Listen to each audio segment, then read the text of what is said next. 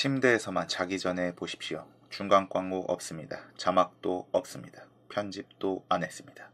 댓글도 쓰지 마십시오. 구독과 좋아요, 알림 버튼만 누르시고 지금 바로 눈을 감으십시오. 안녕하십니까. 두선생의 두면제 역사책 읽기 ASMR에 오신 여러분을 환영합니다. 전 세계 인구 30%가 불면증에 시달리고 있습니다. 저도 아침잠이 많고 밤잠이 적어서 밤이면 밤마다 잠이 오지 않아 침대를 뒤척입니다. 그래서 유튜브 상에는 다양한 ASMR이 있습니다. 그러나 이왕에 ASMR을 들으실 거면 좀 더 있어 보이는 걸 들으신 게 좋지 않을까요? 꿈속에서 카이사르와 만나고 꿈속에서 2차 세계대전의 사령관이 되어보지 않으시렵니까? 그래서 준비했습니다. 두선생의 두면제 역사책 읽기 ASMR. 읽기는 귀찮은, 그런데 어렴풋하게 알고 있으면 어디서 써먹기 좋은 역사책들을 골라 자기 전에 읽어드립니다.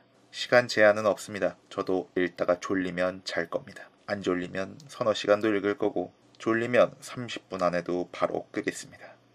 거두절미하고 책을 읽어보도록 하겠습니다. 이번에 읽을 책은 내 직업은 독립이오 라는 책입니다. 2019년 4월에 생각보다 조금 최근에 출간이 된 책입니다. 내 직업은 독립이오. 이 말은 1948년 3월 12일 장덕수 암살 사건 8차 공판에서 법정 증인으로 나온 백범 김구가 직업이 무엇이냐는 검사의 질문에 답한 말입니다. 대한민국 임시정부를 이끌었던 4인 지도자의 인터뷰, 가상 인터뷰입니다. 그들이 꿈꾼 나라는 어떤 것이고 그들이 세웠던 독립 방략은 무엇이었느냐. 서울신문 기자로 오랫동안 일을 했던 김문 전 기자가 상하이 임시정부를 이끌었던 대한민국 독립운동의 거두 4인의 가상 인터뷰를 책으로 엮은 것입니다. 이승만, 김원봉, 김구, 안창호, 출생과 성장 내력도 서로 다르고 독립운동에 뛰어들게 된 동기도 각각이었으며 생각하고 실천하던 독립 방략에서도 서로 차이를 보인 4명의 인물. 이 4명의 인물과의 심층 가상 인터뷰를 통해 대한민국 임시정부 수립에서부터 해방공간까지의 실상을 더듬어가는 책이라고 볼 수가 있을 것 같습니다. 몇 개월 전이었나요? 몇 해 전에 선물로 받았나 아니면 어디서 제가 얻은 책이었는데 읽어야지 하고 계속 책장에만 있었던 책입니다. 오랜만에 하는 두면제 102주년 3.1운동을 앞두고 독립운동가 4인에 대한 책을 읽어보면 어떨까 싶어서 이 책을 오랜만에 꺼내 들었습니다. 그럼 본격적으로 한번 읽어보도록 하겠습니다.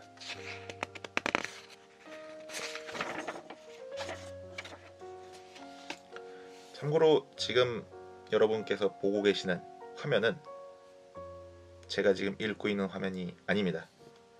이거는 따로 녹화를 해서 음성과 따로 놀고 있습니다. 그렇기 때문에 왜 싱크가 맞지 않냐 라는 질문보다는 음향만 틀어놓으시고 그냥 눈을 감으시고 주무시면 됩니다. 우선 서문부터 읽겠습니다. 대한민국 헌법 전문에 나온다. 유구한 역사와 전통에 빛나는 우리 대한국민은 3.1운동으로 건립된 대한민국 임시정부의 법 통과, 불의에 항거한 4.19 민주이념을 계승하고 1919년 3.1운동이 일어난 직후인 4월 11일 중국 상하이에 설립된 대한민국 임시정부는 우리나라 최초로 삼권 분립을 기반으로 한 민주공화제 정부였다. 대한민국 민주공화국은 바로 여기서부터 시작한다. 올해는 대한민국 임시정부 수립 100주년이 되는 해이다. 2019년에 출간됐으니까. 3.1운동과 이후 이어진 한국 근현대사의 수많은 투쟁은 결국 온전한 민주공화국을 향한 긴 여정이었다고 볼 수 있다. 아득히 멀리 떨어진 과거도 아니고 지금의 우리 곁에 살아 숨쉬는 바로 현재 진행형인 여정이다. 그래서 잊어서는 안 될 우리의 이야기를 다뤄보고자 이 책을 준비했다. 유관순은 천안 아우네 장터 만세운동을 앞두고 이렇게 목 놓아 소리쳤다. 여러분, 우리에겐 반만년의 유구한 역사를 가진 나라가 있었습니다. 그러나 일본 놈들은 우리나라를 강제로 합방하고 온 천지를 활보하며 우리 사람들에게 가진 학대와 모욕을 다하고 있습니다. 우리는 10년 동안 나라 없는 백성으로 온갖 압제와 서름을 참고 살아왔지만 이제 더는 참을 수 없습니다. 우리는 나라를 찾아야 합니다. 임시정부는 바로 이 정신에서 시작된다. 낯설고 지원군도 없는 중국 상하이에서 초라하게 출발했다. 하지만 과정은 위대했다. 일본군의 서슬퍼런 탄압을 피해가면서 상하이에서 충칭까지 대장정의 길을 걸으며 민족 독립의 정신을 광복의 그날까지 오롯이 지켜냈다. 1919년 3월 러시아 블라디보스토크에서는 대한국민의회라는 임시정부가 출범한다. 대통령은 손병희, 이승만은 국무총리, 이동휘는 군무총장, 안창호는 내무총장으로 선출하고 대한국민의회는 각국 영사관에 대한민국 정부가 출범했다고 통보한다. 하지만 대한국민의회는 8월에 스스로 해체한다. 상하이의 대한민국 임시정부와 통합하기 위해서였다. 서울의 한성 임시정부도 상하이 임시정부와 통합을 한다. 대한민국 임시정부는 입법부인 의정원, 행정부인 국무원, 사법부, 법원 등 삼권분립 이념을 채택해 본격적인 민주공화제를 지향했다. 초기 강요에는 임시의정원 의장인 이동영, 국무총리 이승만, 내무총장 안창호, 외무총장 김규식, 법무총장 이시영, 재무총장 최재형, 국무총장 이동휘, 교통총장 문창범 등이 임명됐다. 9월 11일 임시헌법을 제정, 공포하고 이승만을 임시대통령으로 선출한 한편 내각을 개편하였다. 이 같은 임시정부의 움직임 곁에서 의열단을 조직한 김원봉은 무장 투쟁을 벌이면서 일본인들을 괴롭혔다. 얼마나 신출기몰했던지 일본인은 김원봉을 잡기 위한 현상금으로 300억 원을 내걸 정도였다. 지금 현재의 시가를 말하는 거겠죠. 이 책에서는 대한민국 임시정부의 주요 인물 중 이승만, 김원봉, 김구, 안창호 등 4명을 다룬다. 이승만은 초대 대통령, 김구는 초대 경무국장, 김원봉은 의열단장, 안창호는 내무총장이었다. 그들의 활약상과 그동안 흩어진 내용을 정리한다는 차원에서 임시정부 100주년에 맞춰 가상 인터뷰를 했다.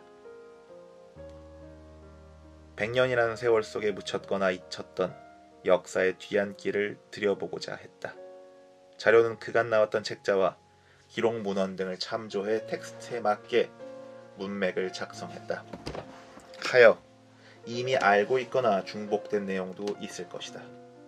그럼에도 불구하고 임시정부 인물들을 가까이서 만나 그들의 생각을 들어보고 지나간 세월을 생생히 되살려본다는 점에서 이 인터뷰 작업이 나름의 가치가 있으리라 여겼다.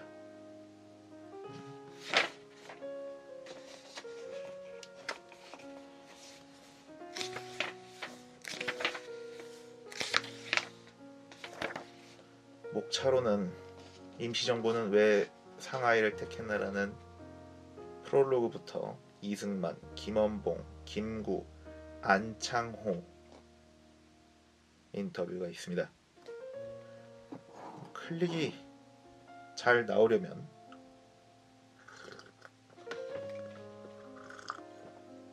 이승만, 김원봉, 김구 선생님을 차례로 읽는 게 좋을 것 같지만 상대적으로 조명이 덜 된 안창호 선생의 인터뷰를 저는 먼저 읽어보도록 하겠습니다. 어딨지? 안창호 선생과의 가상 인터뷰입니다.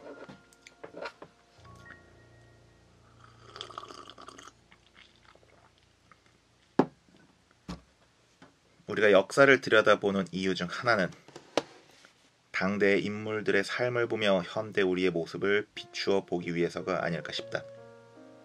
그렇기에 100년이 지난 지금도 당시 절박했던 독립운동의 현장을 기억하고자 하는 움직임이 이어져 나가고 있는 것이다. 당시의 인물들을 거론할 때는 도산 안창호를 빼놓을 수가 없다.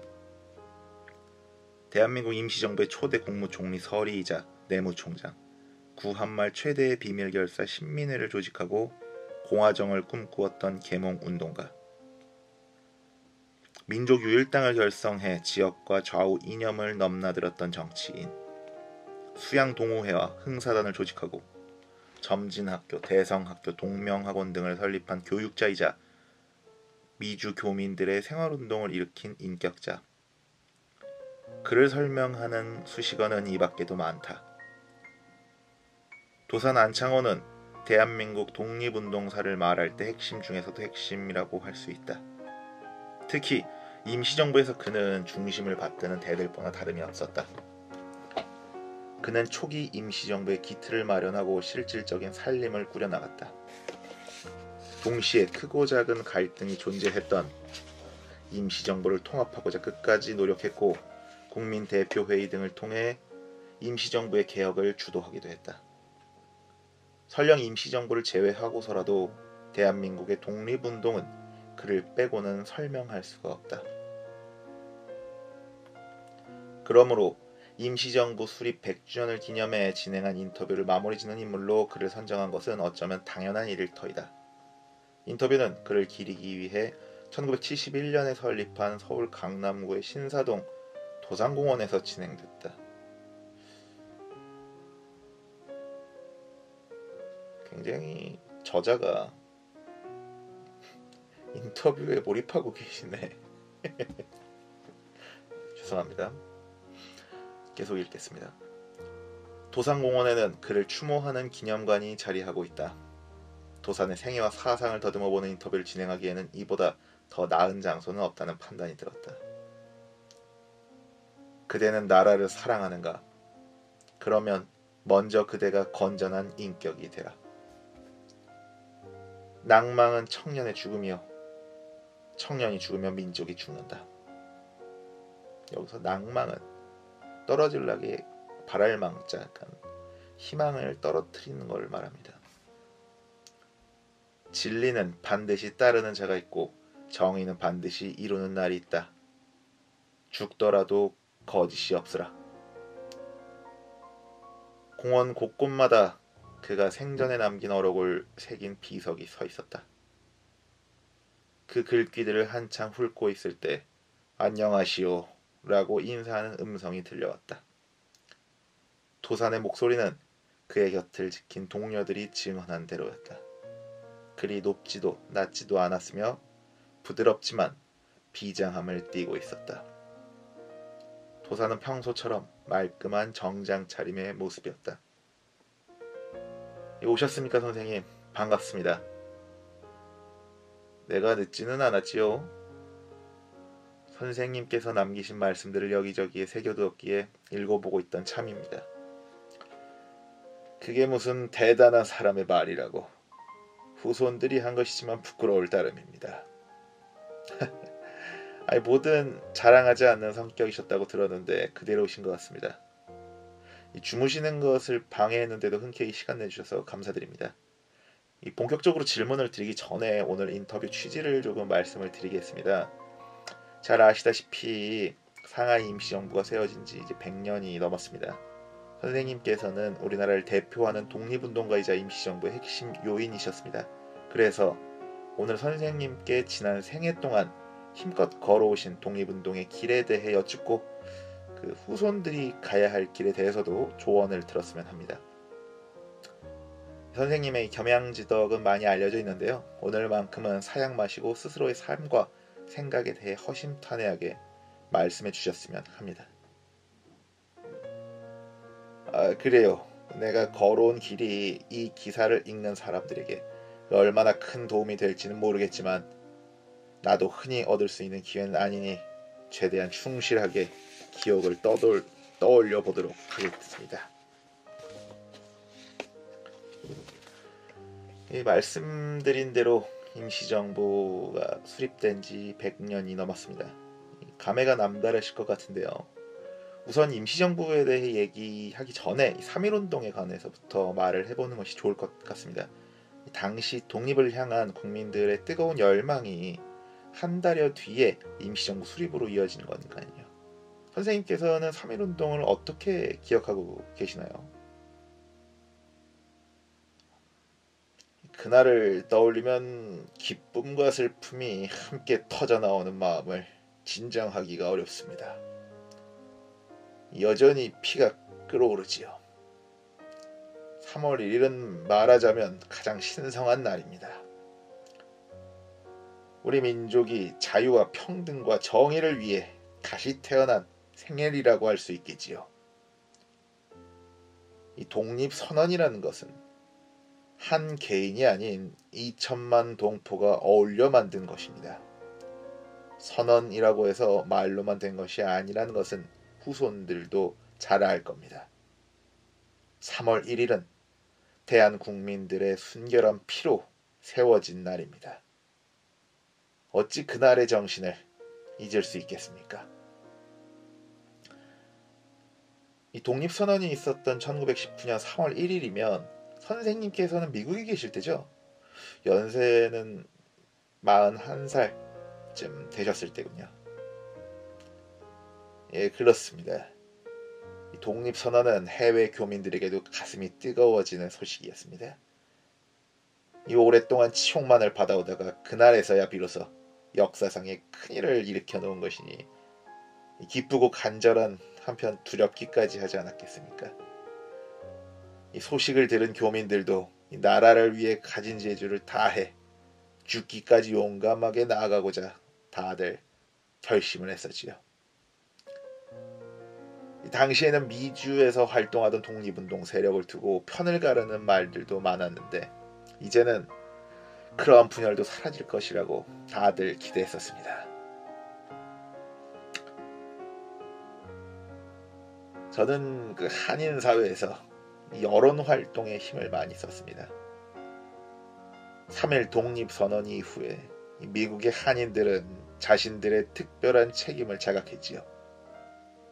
미국은 세계의 자유와 정의를 대표한다는 위상을 지니고 있었어요. 그런 미국을 움직일 수만 있다면 우리 대안에도 큰 도움이 될 것이라 믿었죠. 그래서 이 교민들은 각자 조국의 사정을 미주 사회에 널리 알리려 했습니다.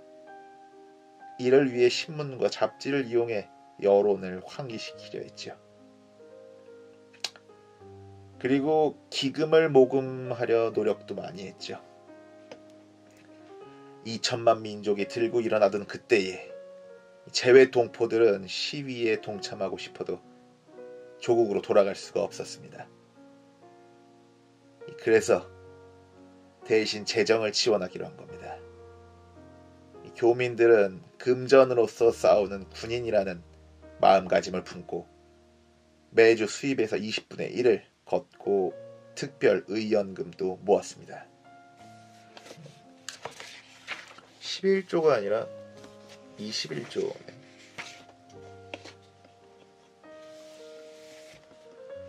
조국을 아끼는 마음은 국내에서도 국외에서도 다르지 않았던 것 같군요. 3.1운동 같은 큰 소식을 먼 타국에서 전해 들으며 심경이 참 복잡하셨을 것 같습니다. 쉬운 질문은 아닙니다만 선생님께서는 3.1운동의 의의를 어떻게 평가하십니까?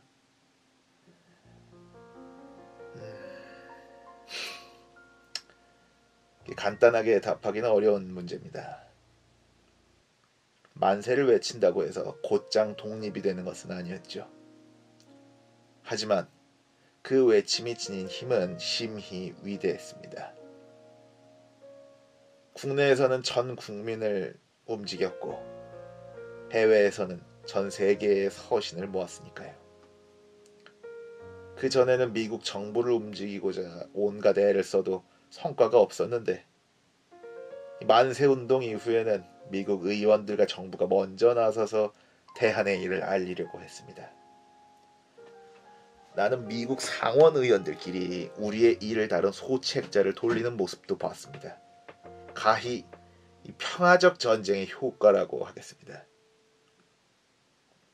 아무리 목청껏 만세를 외친다고 해도 곧장 적들을 쫓아낼 수는 없지만 중요한 것은 그날의 선언으로 미국을 포함한 세계 열방이 우리 민족의 독립의사를 알게 되었다는 점입니다.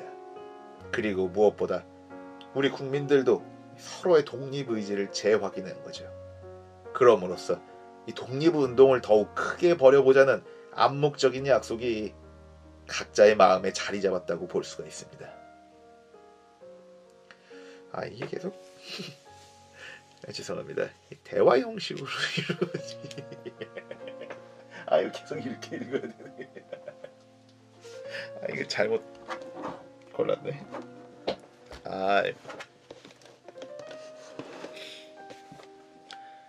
그러니까 그 약속의 결과물이 상하이에 세워진 임시정부인 거겠네요. 맞아요.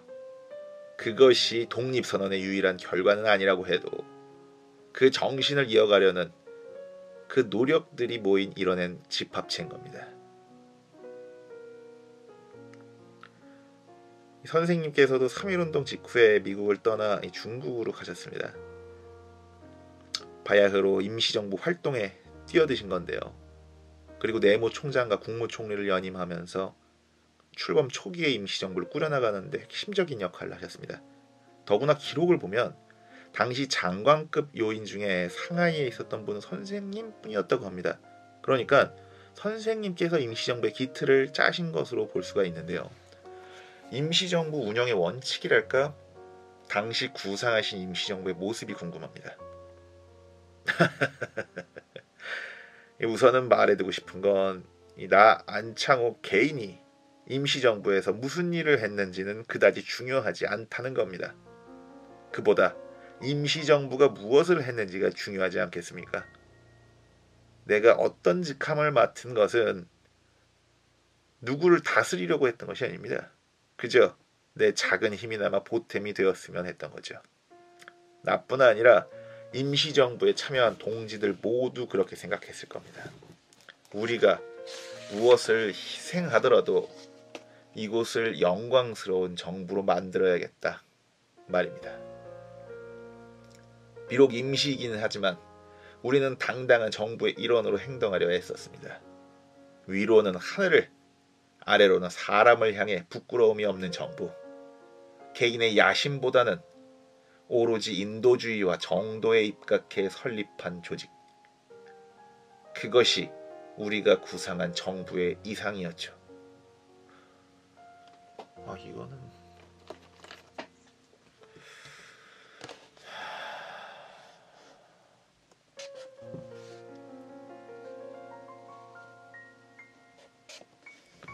지금의 위정자들이 꼭 보았으면 하는 내용입니다.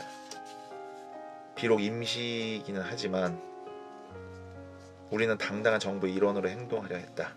위로는 하늘을, 아래로는 사람을 향해 부끄러움이 없는 정부.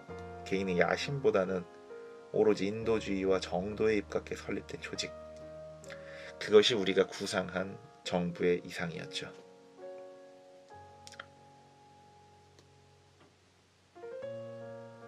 계속 읽겠습니다.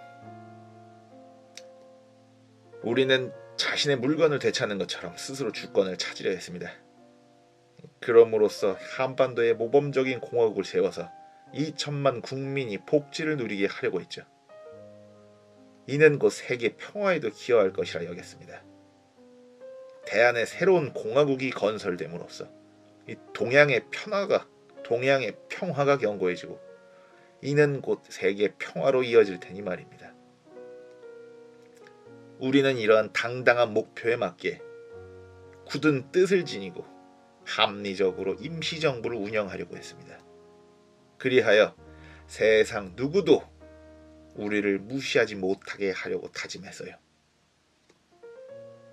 우리는 외교적으로도 군사적으로도 준비를 해나갔습니다. 이 외교적 노력은 이승만 박사가 기존부터 하고 있었는데 임시정부 설립 이후로 그 길이 더욱 크게 열렸죠. 우리는 외교를 하더라도 공정함을 유지하고 일본과 같이 권모술수로 남을 침탈하는 짓은 하지 않기로 했습니다.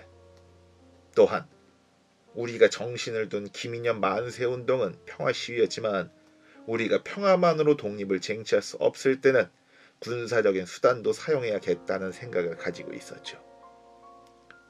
나라를 잃고 망명지에 세워진 정부가 일본의 무력을 어떻게 이기겠냐고 비웃는 자들도 분명 있었지요. 하지만 일본의 무력이 강하다는데 우리가 의연함을 잃지 않는다면 명분은 우리에게 있다고 생각을 했습니다. 무엇보다 중요한 원칙은 단합이었습니다. 세상이 우리에게 독립을 허용하거나 않건 우리 스스로 독립의 정신을 가져야 했죠. 이를 위해서는 우리 모두 한 덩어리로 뭉쳐야 했습니다. 당시 정부는 상하이에 있었지만 모든 주권자가 그곳에 거주할 형편이 되지는 못했기 때문에 민의를 모으긴 쉽지 않았습니다. 그렇기에 더욱 우리는 뭉쳐야 한다는 생각을 가져야만 했죠.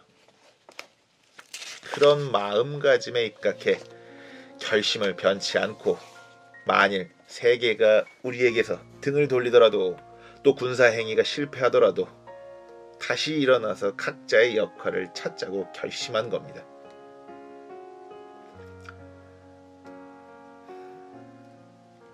이 출범 초기 임시정부의 구성원을 보면 이름난 독립운동가 분들이 총집합했다고 볼 수가 있습니다. 국무총리의 이승만, 내무총장 안창호, 외무총장 신규식, 법무총장 이시영, 재무총장 최재형, 국무총장 이동휘, 교통청장 문창범, 그리고 임시정부의 임시의정원장 이동영 선생까지 이 모두 후대까지 족적을 뚜렷하게 남기신 분들이죠. 임시정부 내부의 분위기는 어땠을까요?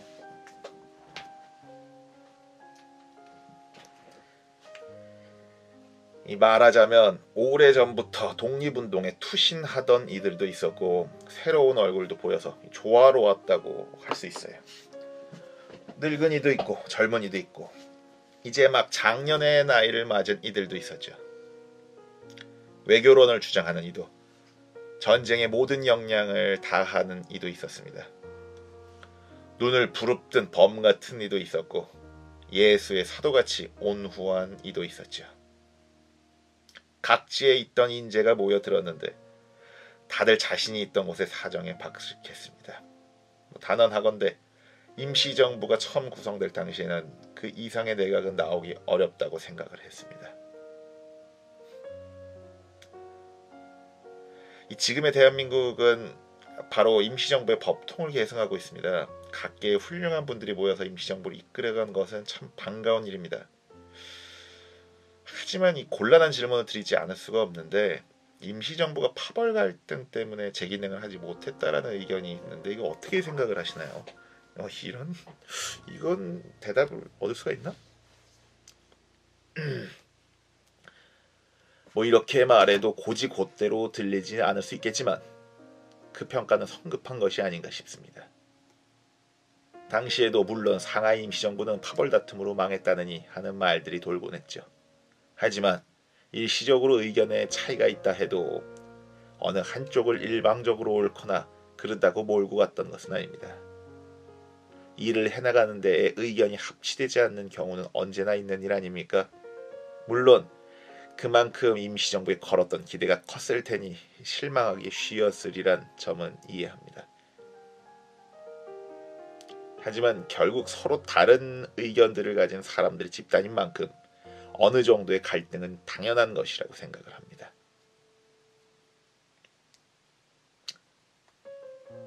당시 임시정부 내에는 다양한 신념을 가진 사람들이 있었죠. 그러다 보니까 외교론과 무장투쟁론 같은 방법론에 대한 갈등도 있었고 좌우 이념 갈등도 있었던 것으로 제가 알고 있는데, 그런 갈등 속에서 혹시 좌절감을 느낀 적은 없으신가요? 그러니까 선생님께서는 임시정부의 성공을 위해 통일의 필요성을 누차 강조를 하셨으니까요.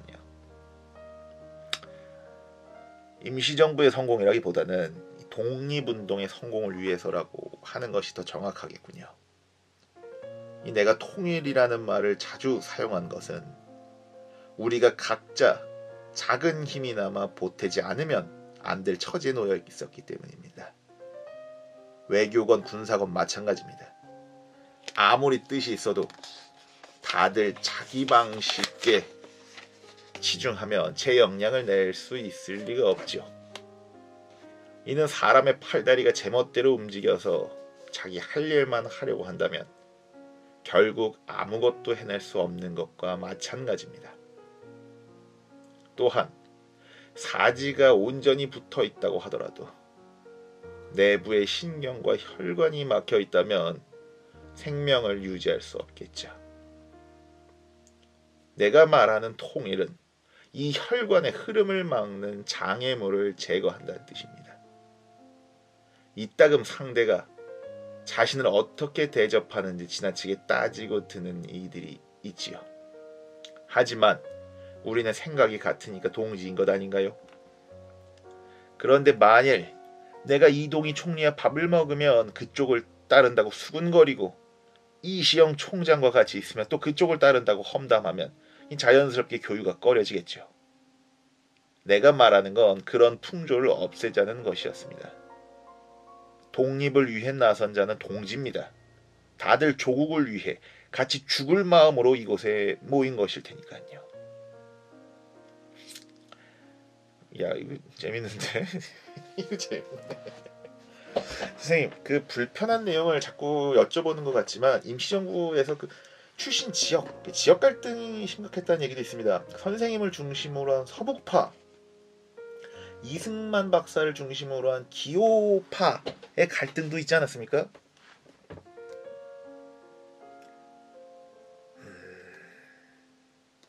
그렇지 않다고 단언할 수 있습니다. 내가 노동국 총판이던 시기를 따져봅시다. 그때 사람들은 이동희 국무총리를 지역 심리가 있다고 폄훼했습니다.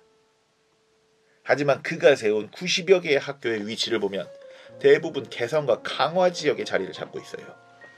그는 함경도 출신인데도 말입니다. 이동영 내무총장, 이시연 재무총장은 혹여 지역 심리가 있을까 걱정할 인물들이지 그걸 조장할 사람들이 아닙니다. 또 신규식 법무총장은 해외 생활 10년 동안 동포간 대동관계를 부르짖었던 분입니다. 나를 두고 덜어 안창호는 서도를 위해서만 일한다는 소리가 들려오는데 어쨌건 뭔가 일을 한다고 말해주니 고맙기는 하지만 우리나라가 얼마나 크다고 황해도니 평안도니 하고 편을 가르고 따지겠습니까? 그리고 이승만과의 갈등은 이 출신 지역보다도 방법론이 달랐기 때문에 벌어진 일이었어요. 이승만 박사는 외교에 많은 무게를 두었어요. 임시정부가 만들어진 이후에는 더욱 정치적인 탄력을 받았는지 주로 미국에서 조선의 현실을 알려서 여론의 동정심을 사려고 했지요. 그러한 노력이 나름의 성과를 거두기도 했습니다. 하지만 나는 독립운동을 하는데 국제연맹과 미국에만 의지할 수는 없다고 여겼어요. 그건 우리 스스로는 독립할 자격이 없다고 자백하는 것이나 마찬가지라는 것이 나의 생각이었습니다. 먼저 자립적인 국가를 조직한 후에야 외부의 조력도 바랄 수 있는 것이죠. 우리도 믿을 수 있는 것은 일단 우리의 힘이 우선인 겁니다. 그렇다고 오해는 하지 마세요. 일단 이승만 대통령이건 이동희 총리건 우리의 지도자인 이상 그들의 지도를 따르는 것이 옳다고 생각했으니까요.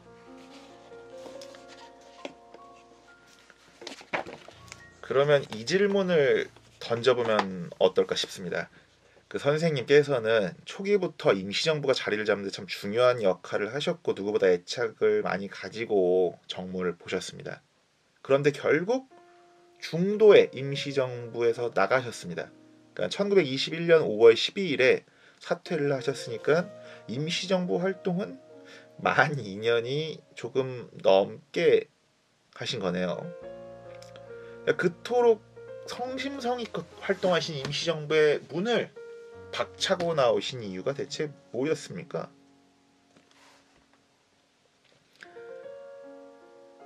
어디서부터 말하는 게 좋을지.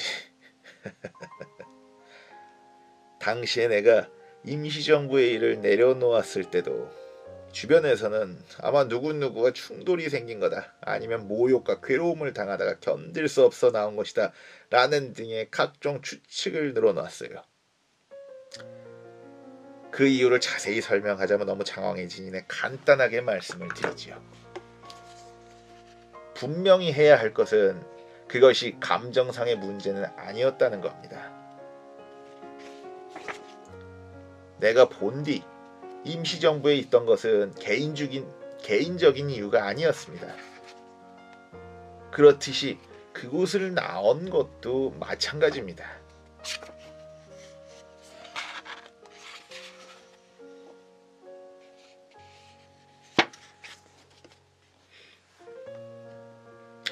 누가 미워서 그랬던 것도 아니고 일신상의 괴로움은 더더욱 아니지요. 내가 임시정부를 나온 이유는 당시 정세로 보아서 노동국 총판이라는 지위를 가지고 있기보다는 일개 개인으로서 일하는 것이 내가 조국의 독립에 좀 더 이바지할 수 있겠다는 판단 때문이었습니다. 어떤 이들은 내가 뒤에서 미략을 맺은 것은 아니냐고 의심하기도 했어요. 대강 사태가 수습된 뒤에 다시 임시정부로 돌아가서 이승만 대통령 밑에서 총리가 되기로 한 것 아니겠느냐고요. 말도 안 되는 소리지요. 나는 그런 약속을 한 적도 없고 그럴 의사도 없었지만 한편으로 내 스스로 다시 노동국 총판이 될 필요가 있다고 여겼다면 당장이라도 정부에 돌아갔을 겁니다. 그곳에서 일할지 여부는 오직 그것이 우리 독립운동에 유익한지를 기준으로 삼고 있었기 때문입니다. 물론 이왕 임시정부의 이름으로 모였으니 다 같이 둥글게 앉아서 일을 해나갔으면 좋았겠죠. 예, 맞습니다. 끝까지 임시정부를 지켰던 김구 선생님처럼 말입니다. 이름난 독립운동가들이 모두 끝까지 함께했다면 해방도 좀 더 앞당겨지고 후손들이 보기에도 좋지 않았을까요? 후손들이 보기에 좋을 순 있었겠습니다만 해방의 시기까지야 단정할 수는 없겠죠. 아무튼 그 임시정부가 갈라선 원인이나 구성원 누구의 장단점 따위를 말하자면 끝이 없을 겁니다. 나는 임시정부의 지도자들이 독립이 완성되는 날까지 끝까지 같이 가기를 진심으로 원했습니다. 후손들이 보기에 부족할지 몰라도 이를 위해 나름 애타는 노력을 했지요. 그러나 내 성의와 능력이 부족했던 것인지 시대의 문제인지 어쨌건 끝내 실패로 돌아가고 말았습니다. 그리고 앞으로 어떻게 행동하는 게 맞을지 곰곰이 생각한 결론이 억지로 임시정부에 있는 것보다는 개인으로 돌아가서 무엇이건 해봐야겠다는 것이었습니다.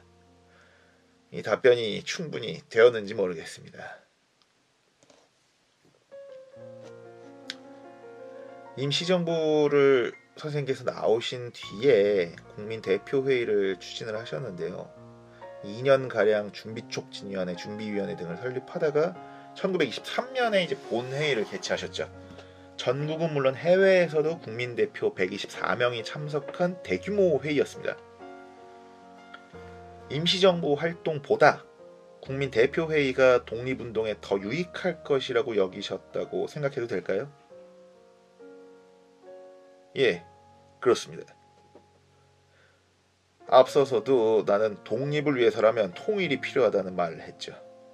나 말고도 많은 독립운동가들이 임시정부에서 탈퇴했는데 이들 세력을 다시 모아줄 구심점이 필요했어요. 그렇기에 각 지역과 단체의 대표자들이 한 곳으로 모여 공론을 형성할 기회를 만들기 위해 그 회의를 추진했어요.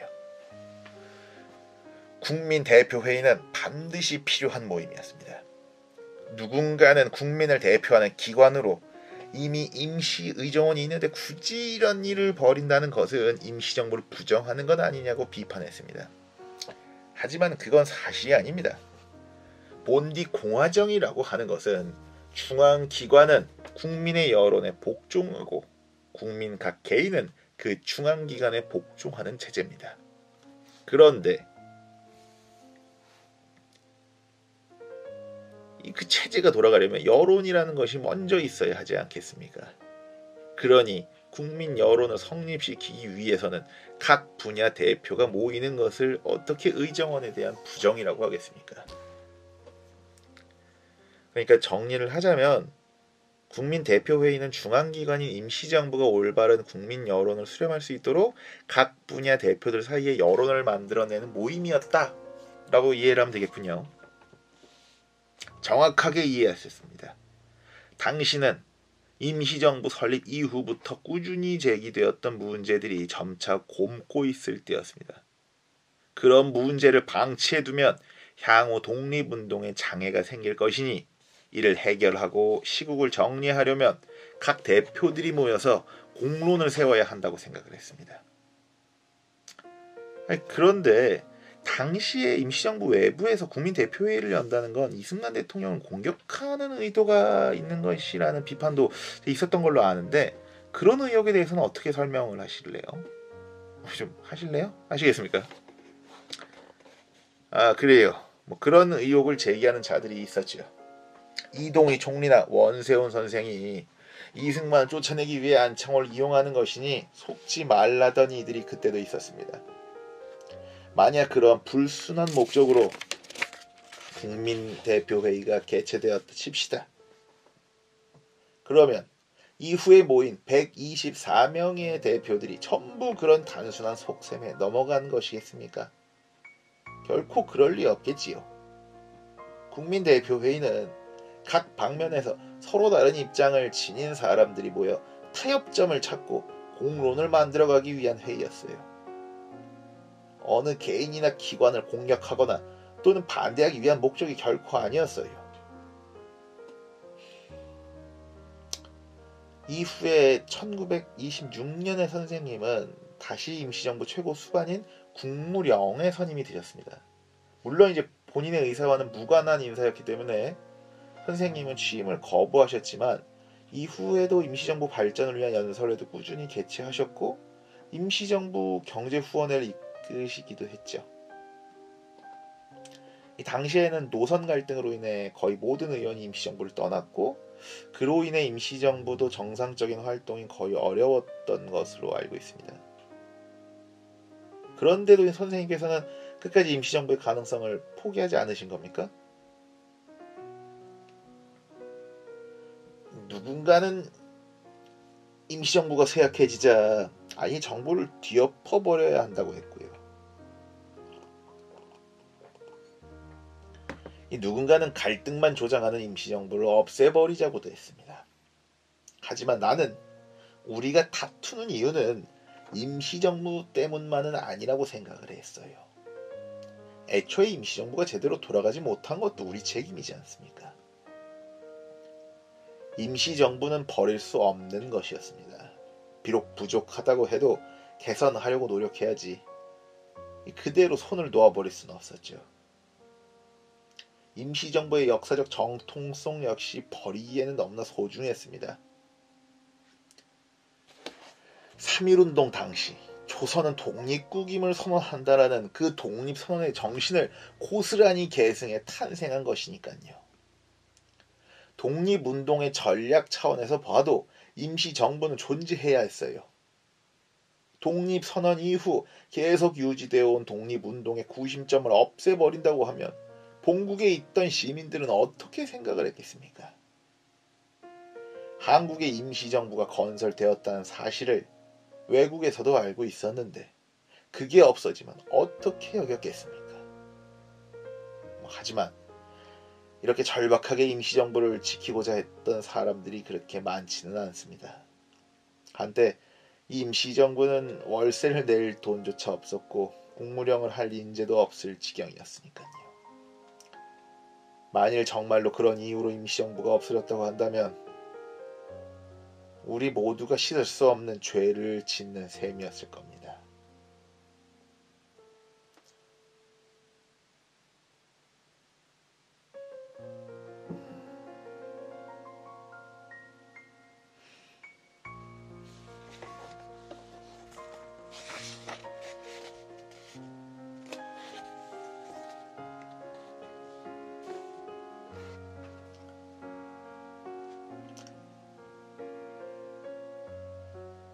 이 주권도 영토도 잃은 상황에서 해외에다 정부를 수립하는 것은 결코 쉽지가 않으셨을 것 같습니다.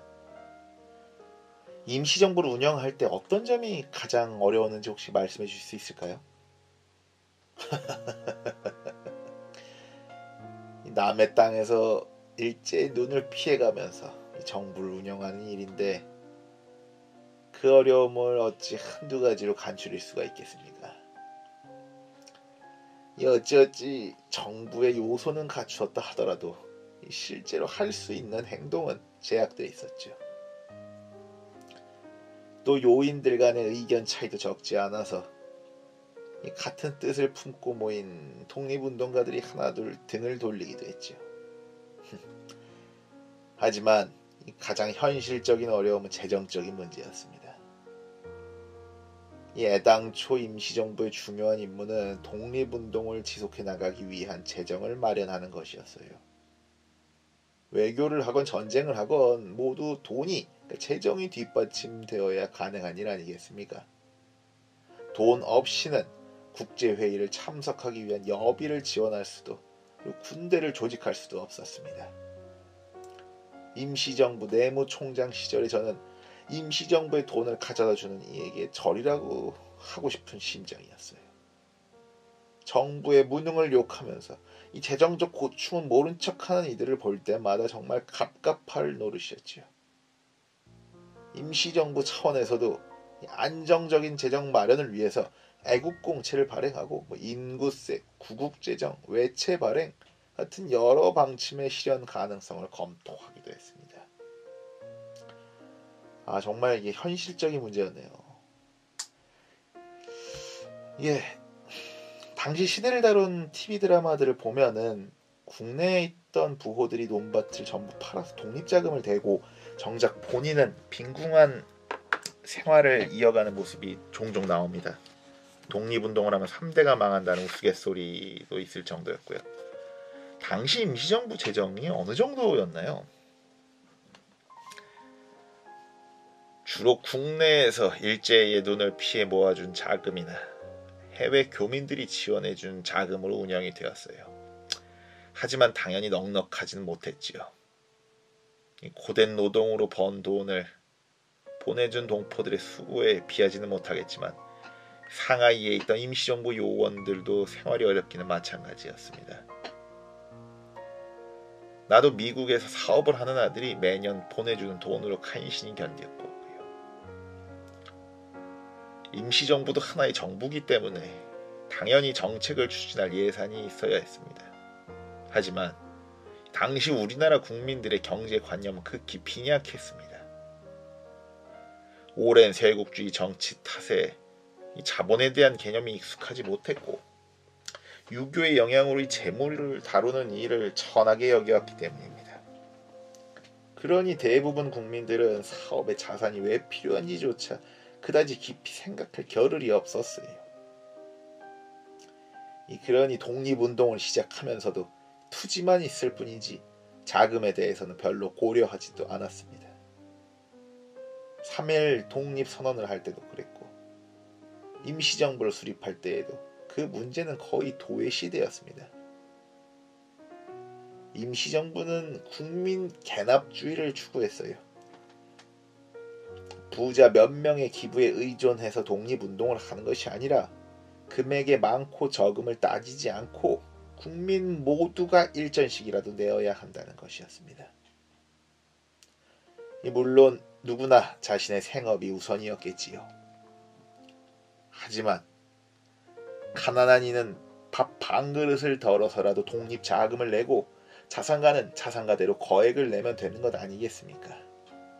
같은 맥락으로 나는 국민 개업주의도 주창을 했습니다. 대한의 남녀라면 누구나 자기의 직업에 힘을 쓰라는 말이지요. 입으로만 애국을 외치고 노는 것은 독립운동이 아닙니다.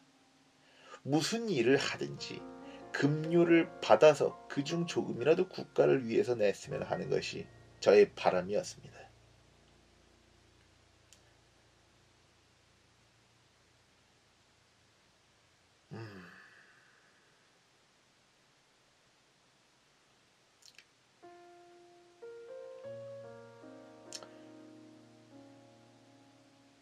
제 아무리 푼돈이라도 국외에 있는 모든 동포들이 임시정부에 기부를 할 형편은 되지 않았겠지요. 그래서 저는 상하이에 있는 사람들만이라도 우선은 그 모범이 되어야 한다라고 생각을 했습니다. 네, 그 모든 국민들이 거리로 나가 일제와 싸울 수는 없으니 적게나마 자금이라도 지원을 한다면 독립운동에 동참한다는 의미가 있었겠네요. 그 자체가 독립운동이라고 해도 진배가 없지요.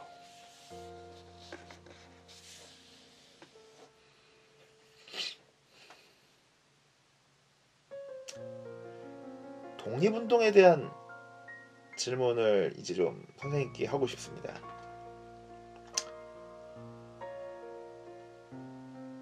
참 힘든 시간을 보내셨습니다. 신서정주도 해방 후에는 재판장에 나와서 해방이 이렇게 빨리 될 줄 몰랐다라고 말했다지 않습니까? 그 어려운 시기에 그 언제 독립할지도 모르는 그 시기에 이 독립에 대한 신념을 어떻게 끝까지 지키실 수 있었던 건가요? 지금 대한민국에 사는 후손들이 100년 전의 정서를 오롯이 이해하기는 어려울 겁니다. 그때 대한의 국민들이라면 누구든 독립과 자유를 원하지 않는 사람이 없었습니다. 물론 독립운동에 뛰어든 사람이라도 위기를 겪으면 이 길을 계속 걸어야만 할까 고민을 할 수는 있었습니다. 실제로 중도에 포기하고 돌아선 사람들도 있었고요. 하지만 그것이 독립을 원치 않았기 때문은 분명 아닐 겁니다. 그보다는 그런 미래를 과연 맞이할 수 있을까에 대한 의심을 견디지 못한 것이겠지요. 얼핏 보면 당시 우리나라는 교육받은 인재도 적고 자본도 없었고 다른 것들도 넉넉하지 않았습니다. 이래서야 독립운동을 성공시킬 수 있을까 의심이 생길 만도 했지요. 그러나 저와 동지들 그리고 대부분의 국민들은 독립의 가능성을 의심하지 않았습니다. 우리는 어떤 면에서 보든지 독립할 자격이 충분한 민족이었습니다. 결코 이 민족의 노예로 남아있을 민족이 아니라는 겁니다. 후손들도 역사를 배웠다면 알 겁니다. 일본이 우리를 지배하고 있던 와중에도 내부에서는 계속 독립을 요구하는 목소리가 터져나왔어요. 게다가 대외 형세도 결코 일본에게 유리하지만은 않았죠. 우리 민족성을 보든지 국제 정세를 보든지 결코 우리의 독립을 의심할 여지는 없었습니다.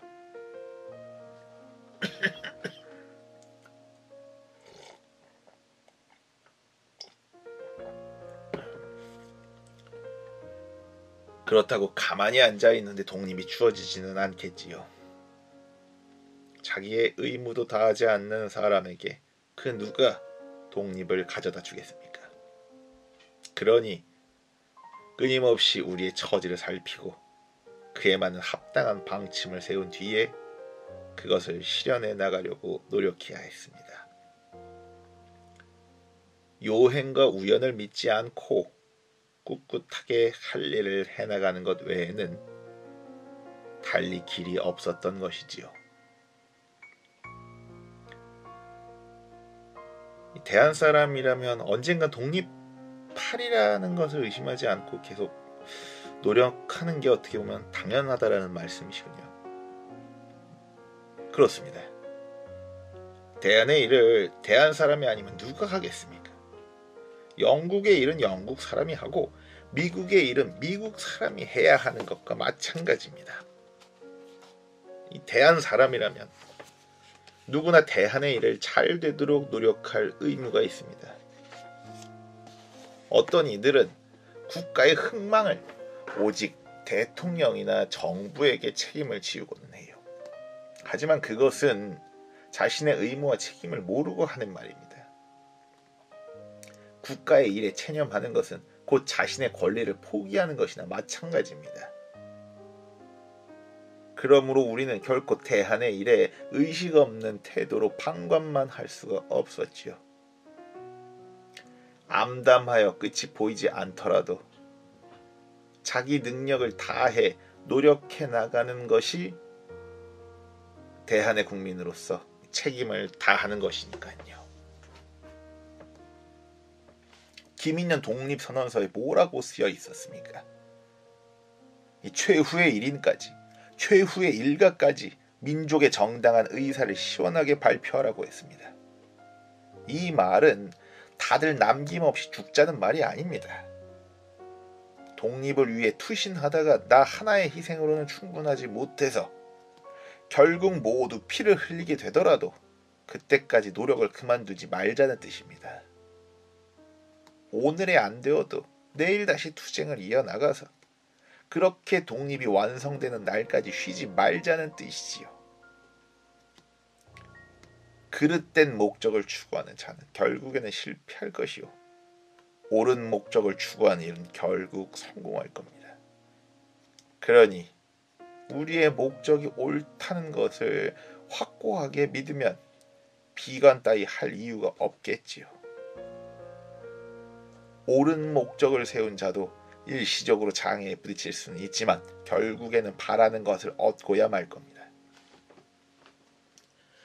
만약 옳은 목적을 세운 자가 실패했다면 그것은 자신의 목적을 끝까지 추구하지 않고 도중에 체념했기 때문이겠죠.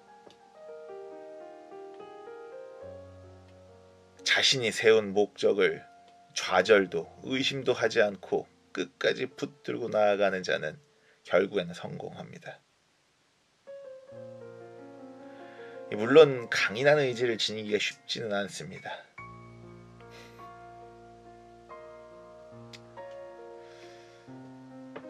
선생님께서는 그 독립을 맞이할 자격이 우리에게 충분한 민족이었다라고 하셨는데, 그렇다면 당시 식민지로 추락한 원인은 선생님께서는 무엇이라고 보시나요?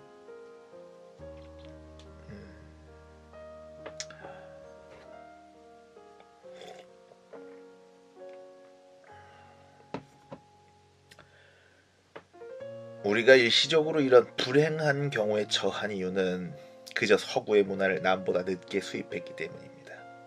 일본으로 말하자면 서구가 동아시아로 들어오는 길목에 위치했기 때문에 우리보다 먼저 신문화를 받을 수 있었습니다. 또 중국은 동아시아에서 가장 국토가 넓었기 때문에 서구 열강들이 중국과의 교류를 트려고 노력을 했기 때문에 먼저 신문화를 접할 수 있었고요. 하지만 우리는 둘 중 어느 것도 아니었던 데다가 당시 정권을 잡았던 자들이 무지했기 때문에 이 신문화를 접하는 것이 늦어졌습니다. 만약 우리도 일본이나 중국이 서구 문화를 받아들일 때 함께 했더라면 그들보다 나은 상황에 있었을 겁니다. 우리는 충분히 자긍심을 가질 만한 우수한 민족이에요. 하지만 이런 불행한 경우에 처해져서 다들 열등한 민족이라고 오해하니 참 분하고 치근할 뿐이지요.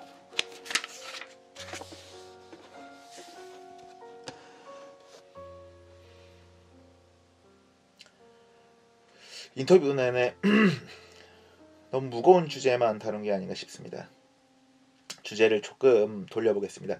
선생님께서 걸어온 발자취를 한번 훑어볼 텐데요. 어린 시절로 돌아가서 독립운동가의 길을 걷기로 한 결심에 대한 이야기는 시간 관계상 패스하겠습니다.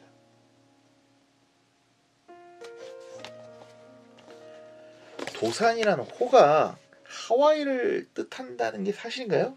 이 도산이란 두 글자는 후손들에게도 워낙 유명한지라 뭔가 더 심오한 의미가 있지 않을까 생각을 했는데요. 어차피 호라는 게 편히 부르는 별명에 지나지 않는데 그거 무슨 대단한 의미를 부여하는 것도 웃기지 않습니까? 그때가 1902년, 내가 이제 24살쯤이겠군요. 아내와 결혼을 하고 그 다음날 바로 선진문물을 배우려고 같이 미국행 배에 올랐습니다. 배 위에서 한 달이나 지냈으니 이 젊은 시절에도 힘들긴 했지요. 그러다가 어느덧 하와이 앞바다에 이르렀는데 망망대해에 우뚝 떠있는 그 모습을 보고는 감흥을 받아서 도산이란 호를 쓰기 시작한 겁니다.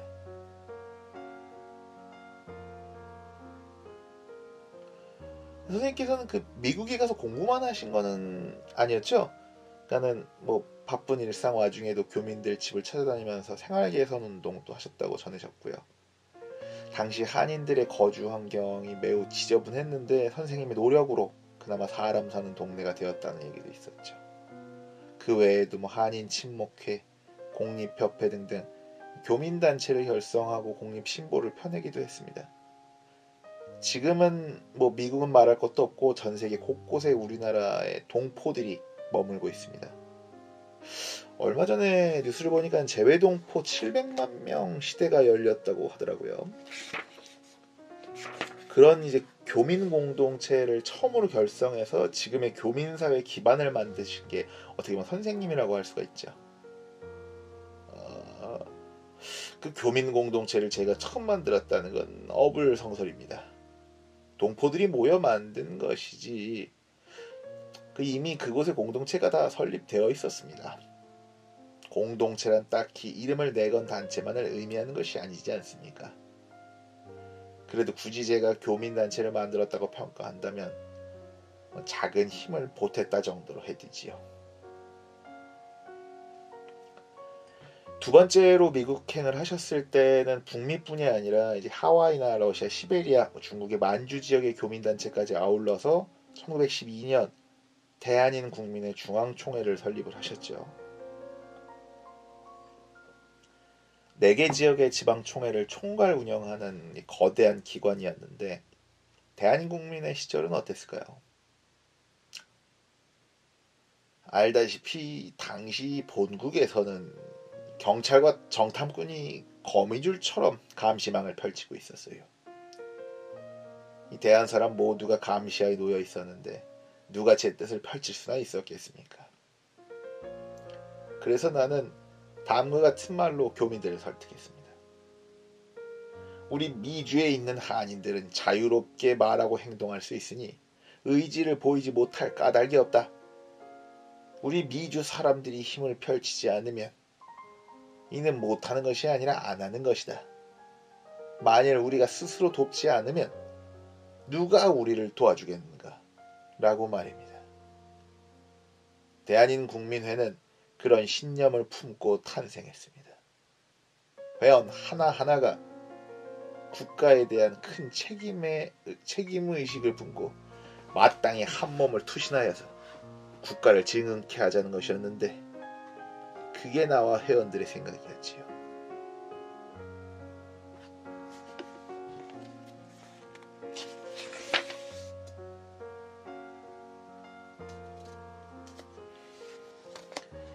그렇게 이제 미국에서 고된 타향살이를 하던 도중에 국권을 최종적으로 잃었다는 소식을 들으셨을 텐데 그때 심정은 어떠셨을까요?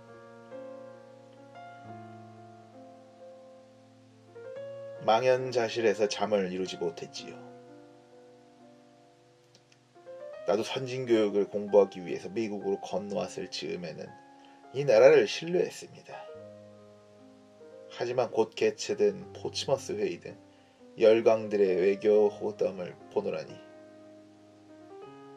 결국 대안을 책임질 사람들은 우리 자신뿐이라는 생각이 짙어졌지요.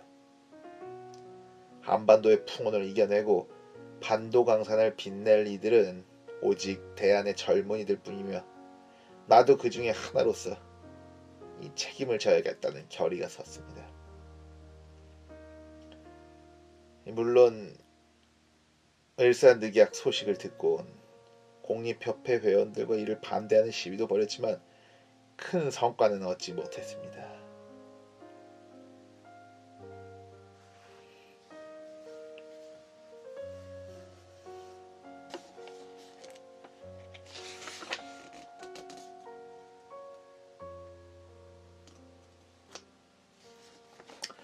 선생님의 이 해외 생활에 대해서 이렇게 이야기를 하고 있는데요. 가족 문제를 역시 여쭤보지 않을 수가 없죠.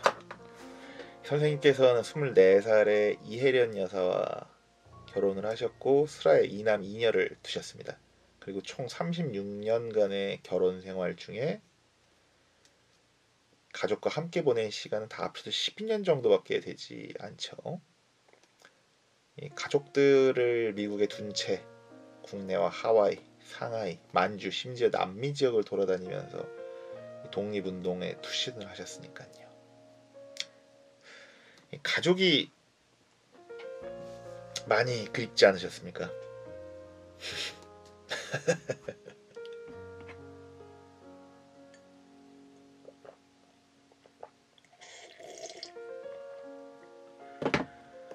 어찌 가족과 보내는 시간이 소중하지 않겠습니까? 하지만 고국이 망한 시국에서 나 혼자 잘 살겠다고 미국의 가족들 곁에 남는 건 인정상 차마 못할 일이지요. 간신히 시간이 나서 편지를 쓸 때면 더욱 생각이 많아지곤 했어요. 아내도, 아들 필립 필선이도, 딸 수잔 수라도 보고 싶지 않은 사람이 없었습니다. 어떤 때는 그들을 모두 내가 있는 곳으로 데려올까 생각도 해봤지만 사정이 허락하지 않았지요. 제 고생은 그다지 신경 쓸 것도 못되지만 아내가 고생한 것을 생각하면 미안하기 그지없습니다. 나는 자식들에게 연필 한 자루도 사주지 못한 못난 아비니까요. 그런데 나중에는 타국에서 독립운동을 한다고 장남에게 매년 $400씩 송금까지 받았으니 어찌 그 고마움을 다 말할 수 있겠습니까?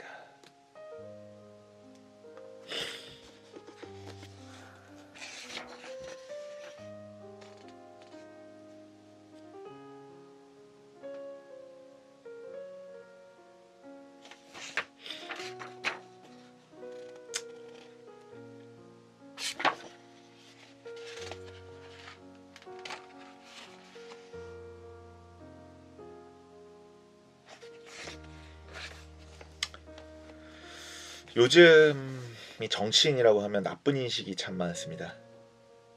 당대의 정치 지도자로서 오늘날 대한민국을 이끌어가는 후배 정치인들에게 하고 싶은 말이 혹시 있으시면 한마디 해주시면 감사하겠습니다.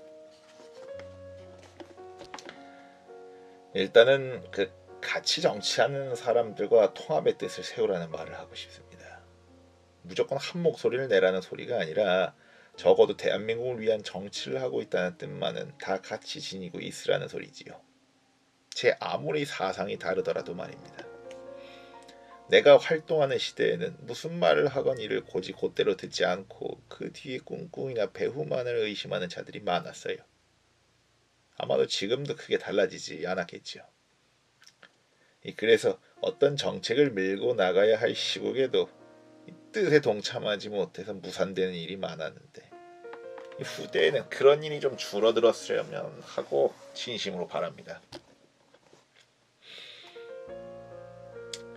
또 대안의 정치가로 자처하는 분들은 만일 나라를 제대로 이끌 마음이 전혀 없다면 모르겠지만 진실로 올바른 정치를 하고자 한다면 마음에 손을 얹고 정직하게 행동하라는 말을 드리고 싶습니다.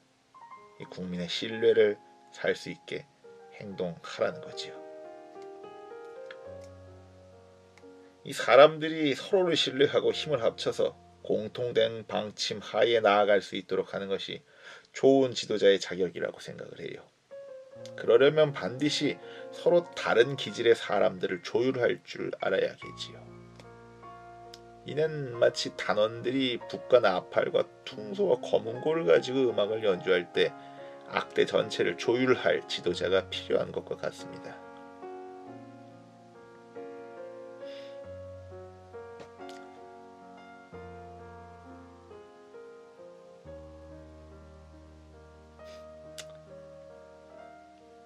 물론 내가 살던 시기에도 그랬지만 사회에는 사람에 대한 존경하는 말보다 무시하는 말이 더욱 퍼지기 쉬운 것 같습니다.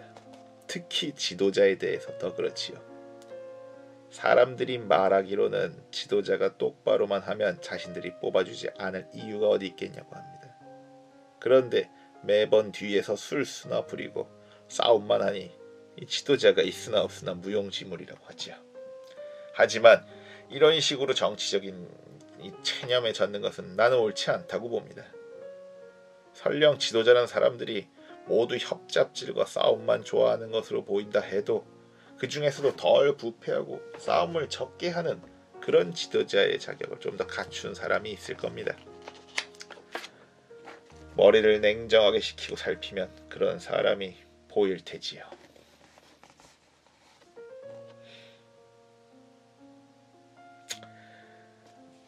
다음으로는 한번 교육사업에 대한 말씀을 좀 나눠보고 싶습니다.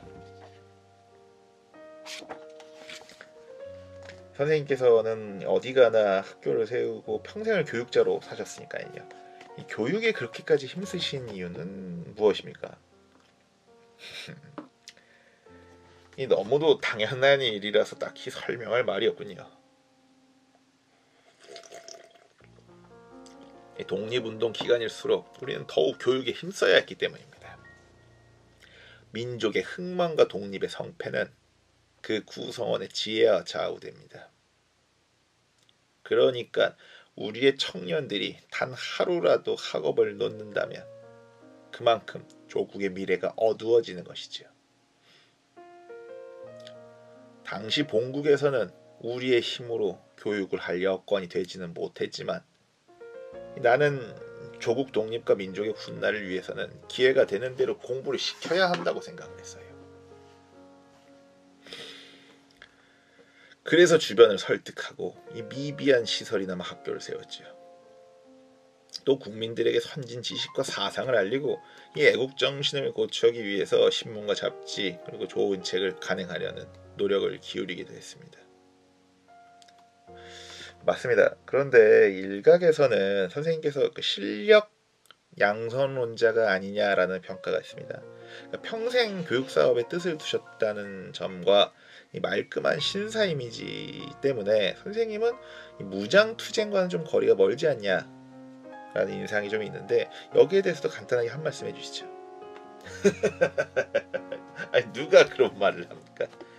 아니 물론 나에 대한 평가는 후대의 몫이긴 하지만 그건 좀 바로잡고 싶습니다. 나는 광복이라는 대업은 오직 의로운 피를 뿌려서만 성취할 수 있다고 생각을 했습니다. 그렇기 때문에 대한의 국민 모두가 각성해서 독립전쟁에 투신하기를 기원했지요. 독립군이 따로 있는 것이 아닙니다. 국민이 모두 전쟁에 참가해야 합니까? 청년이면 빠짐없이 독립군 명부에 등록하고 일제의 눈을 피해 어디에서든지 군사훈련을 받아야 합니다. 물론 죽는 것은 두렵겠지만 그것은 노예로 사는 것보다는 더 가치 있는 삶일 겁니다. 또한 나는 대한의 국민이라면 설령 투옥되거나 목숨을 잃는 한이 있더라도 결코 적들의 관리가 되지 말고 적에게 세금을 내지 말며 적들과의 교섭을 끊기를 바랐습니다. 또한 적들의 연호를 쓰지 않고 적들의 물건을 사지 않기를 원했지요. 실력 양성론이란 말은 겉은 번지르르하지만 결론은 아직 조선은 독립할 자격이 없다는 것 아닙니까? 그런데 왜 우리가 남의 허락을 받고 독립할 자격을 따져야 합니까? 우리의 주권은 애초에 남의 것이 아니지요.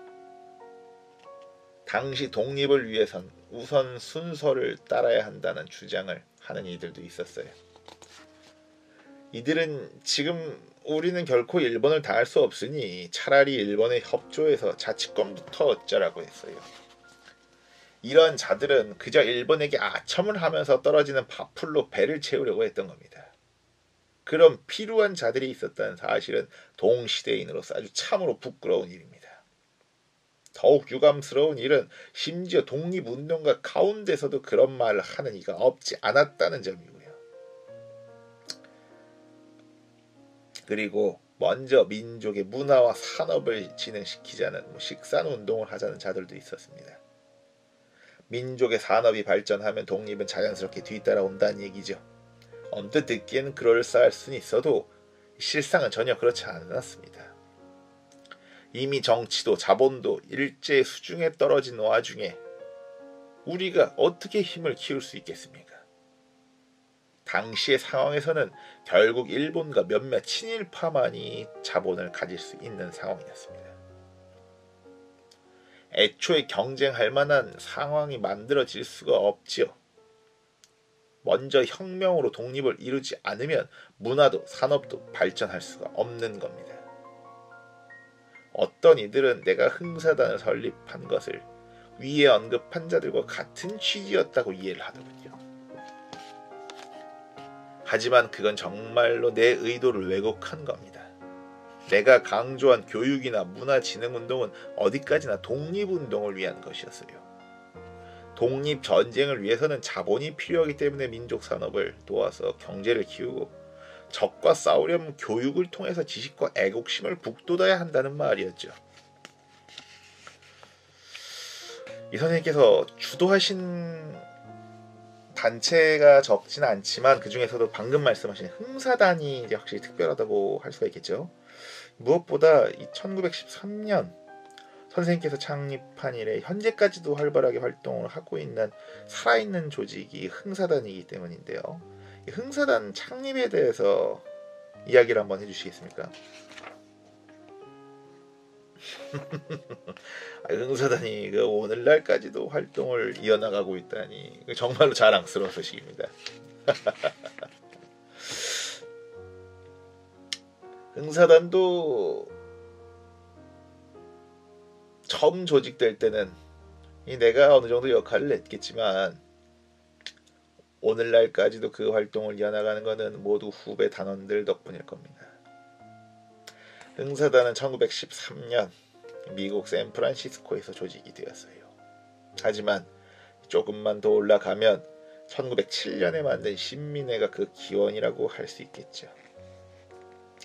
일본에 대항하려면 인재와 금전, 단결력을 길러야 한다는 목적으로 나와 이승훈, 안태국, 양기탁, 이갑 등이 조직한 단체입니다. 그런데 이 신민회는 비밀리에 활동을 하다 보니까 공개적인 사업을 하기는 어려웠지요. 이에 널리 인재를 기르고 몇 가지 사업도 벌일 겸 만든 것이 청년학우회입니다. 이 청년학우회는 흥사단의 전신이라고 볼 수가 있어요. 나와 최남선, 윤치호 선생 등이 주도해서 이끌었는데 내가 만주와 시베리아, 미국을 방문하는 사이 한일 합방이 되고 결국 그 단체도 해산되고 말았지요. 이후 미국에서 생활을 하다가 미주에 있을 당시 동지들과의 약속을 지켜야 한다는 가책에서 만든 단체가 바로 흥사단이었습니다.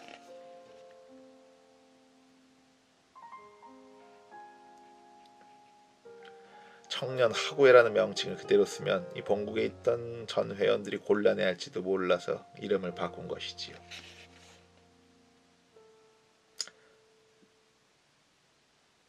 지금도 흥사단 홈페이지에 들어가 보면은 선생님께서 강조하신 무실역행을 주요 정신으로 내세우고 있습니다. 당시 흥사단의 창립 정신에 대해서 좀 말씀해 주실 수 있을까요? 죽는 날까지 서로에게 모든 것을 다해 헌신하고 함께 큰 뜻을 이어나가는 단체를 만들자. 그게 내가 흥사단을 창설할 때 품고 있던 마음이었습니다. 그래서 이 조직을 할 때도 단원 선정에 심혈을 기울였습니다.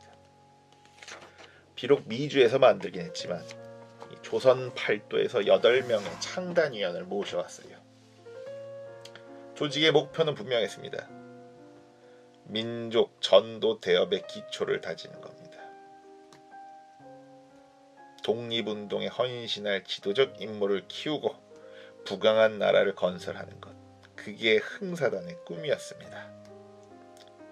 나는 흥사단 단원들에게도 이렇게 말한 적이 있어요. 배우는 것도 흥사단을 위해, 돈을 버는 것도 흥사단을 위해 합시다. 그리고 흥사단은 국가와 민족을 위해 그 모든 역량을 쏟도록 합시다. 동지를 모으는 것도, 재정을 충실하게 채우는 것도, 사업을 발전시키는 것도, 그 무엇이 되었든 온전히 국가와 민족을 중심에 놓는 겁니다. 그러기 위해 우리는 모든 것을 희생하고 단결을 잃지 맙시다라고 말입니다.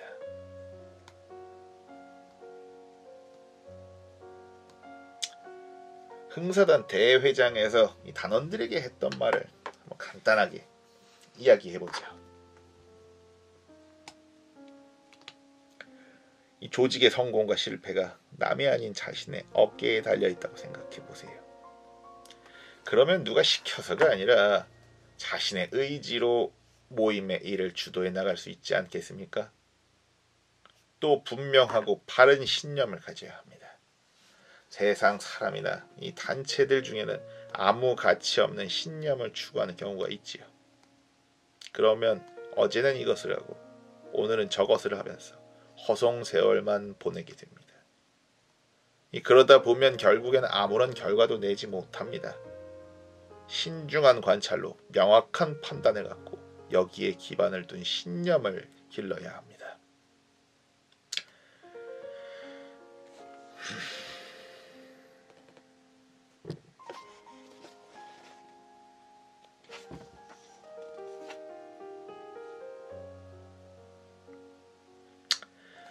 꽤 긴 시간 인터뷰를 진행을 했던 것 같습니다.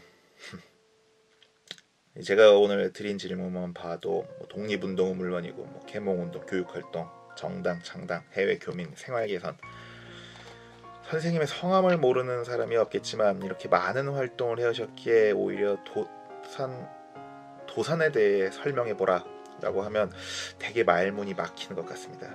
물론 저희 같은 사람들이 열심히 알려야 하는 문제이긴 합니다만, 선생님 본인께서 후손들에게 무엇으로 기억되고 싶으신가요?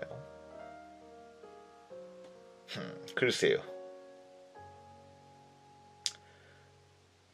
내가 후손들이 기억할 정도의 가치가 있는 인물이라면 독립운동가 안창호, 그것이면 충분합니다. 내가 했던 이런저런 일들도 결국에는 대한의 독립을 위해 벌였던 것일 뿐입니다.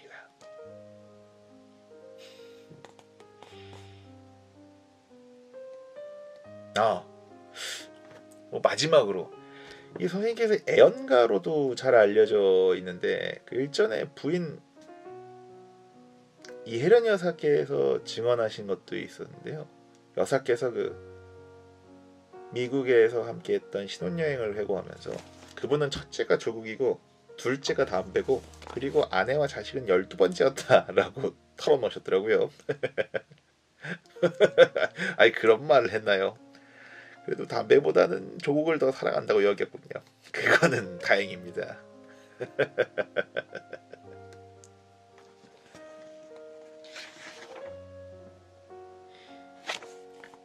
담배를 다시 안주머니에 집어넣은 도사는 지그시 미소를 지으며 손을 흔들고는 공원 안쪽으로 걸어갔다.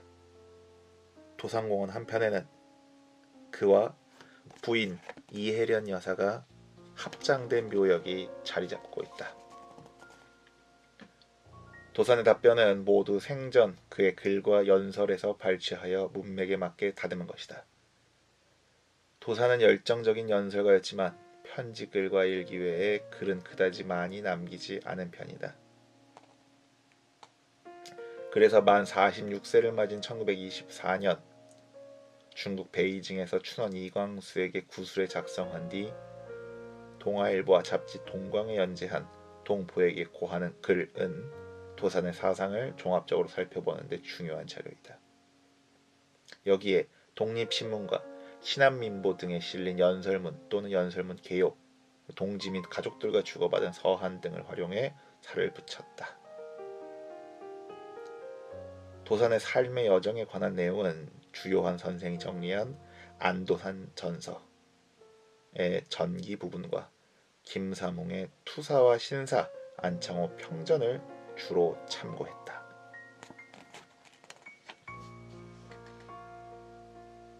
참고로 안창호 선생은 1878년 대동강 하류에 위치한 평안남도 강서군 초리면 봉상도에서 출생을 하셨고요.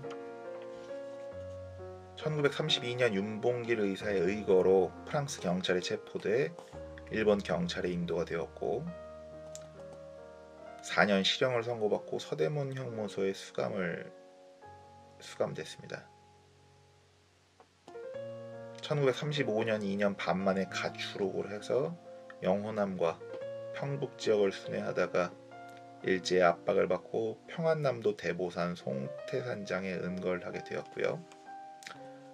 결국 1936년에 다시 국외 망명을 결심하고 1937년 동후회 사건으로 일경에 일본 경찰에 체포돼서 다시 서대문 형무소에 수감돼서 위장병과 폐결핵 증세로 보석 출감하십니다. 그리고 1938년 경성대학 부속병원에서 간경화로 서거하십니다. 망우리 국립묘지에 안장되셨고요. 1962년 건국 공로 훈장을 추섭됐지만 조국의 광복을 보시지는 못했네요. 한 60세 환갑의 나이에 돌아가셨군요. 여기까지 안창호 선생과의 가상 인터뷰 낭독 두면제를 마무리하도록 하겠습니다. 이미 다 주무시고 계시죠? 마무리 잘 하시고요. 안녕히 주무십시오.